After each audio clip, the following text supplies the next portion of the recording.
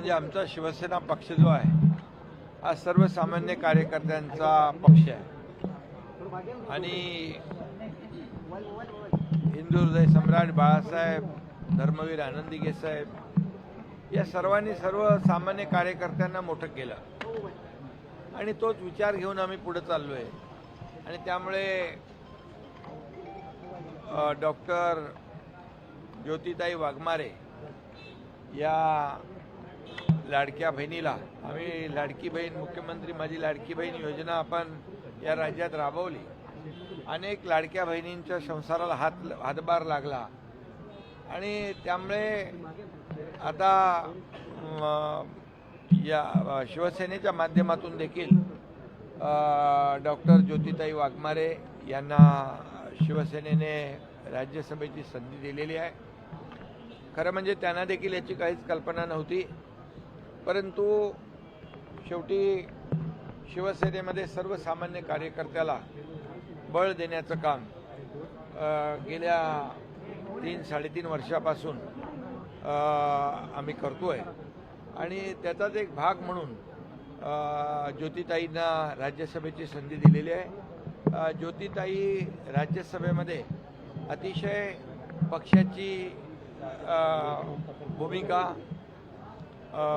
आणि शिवसेना पक्षाचं काम, शिवसेना पक्षाची ध्येय धोरणं आणि गेल्या 3.5 वर्षामध्ये जे केलेलं काम आहे ते लोकांपर्यंत ज्योतिताई नक्की पोहोचवतील आणि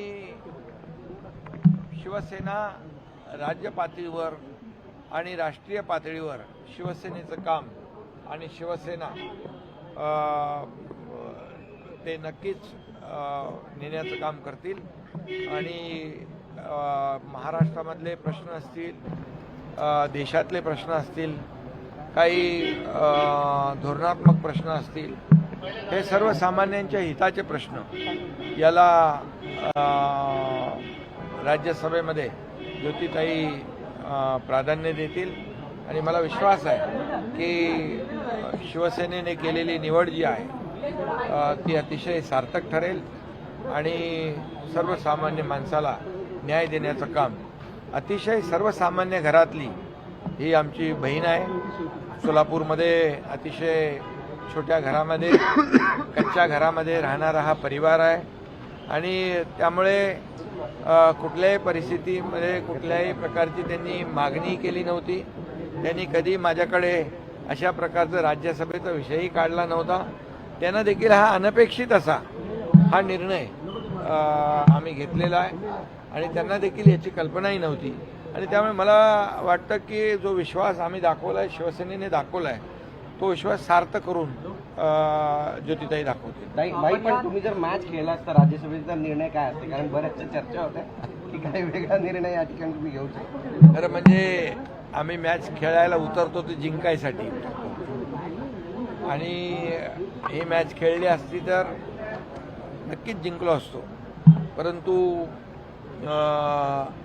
आदरणीय शरद पवार साहेबांकडून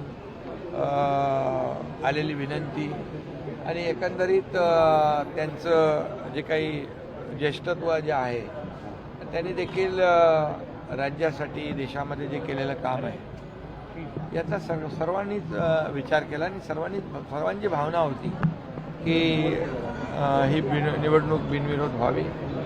परंतु या ठिकाणी मी आपल्याला सांगू इच्छितो, लोकमान्य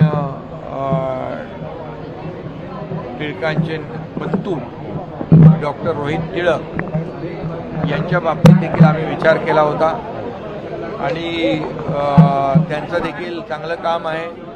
अनेक संस्था त्यांच्या लोकमान्य टिळकांच्या नावाच्या आहेत, युनिव्हर्सिटी आहे, खूप मोठ्या संस्था, अनेक संस्थांवर त्या अध्यक्ष आहेत आणि त्यांचं देखील सामाजिक काम लक्षात घेऊन आम्ही त्यांच्याबद्दल देखील नक्कीच शिवसेनेने विचार केला होता. परंतु पवारसाहेबांची उमेदवारी त्यांनी जाहीर झाल्यानंतर आम्ही तो विचार बदलला आणि ही निवडणूक बिनविरोध केली. डॉक्टर रोहित टिळक नक्कीच यापुढे देखील सोबत काम करतील आणि शिवसेनेसोबत लोकांची जी काही सेवा आहे ती करेल. सर तुमची कार्यवरची कसरत झाली का? अनेक दिग्गज होते जे या स्पर्धेमध्ये होते राज्यसभेच्या निवडणुकीसाठी, मात्र ज्योती बापट यांचं नाव निश्चित झालेलं आहे. तुम्हाला या स्पर्धेमध्ये कार्यावरची कसरत करावी लागेल. नाही बघा, एक लोकांमध्ये कार्यकर्त्यांमध्ये एक चांगला संदेश गेलेला आहे का, मेसेज गेलेला आहे की चांगलं काम केलं, आपण पक्षासाठी काम केलं, पक्षाच्या ध्येय धोरणांसाठी काम केलं आणि समाजासाठी काम केलं, प्रामाणिकपणे कष्ट घेतले तर नक्कीच पक्ष विचार करत असतो. पक्ष हा चांगल्या काम करण्याची नोंद घेत असतो आणि मी देखील सर्वसामान्य कार्यकर्ता आहे, त्यामुळे सर्वसामान्य कार्यकर्ता चांगला जो काम करेल त्याला नक्कीच अशा प्रकारच्या संध्या मिळतील.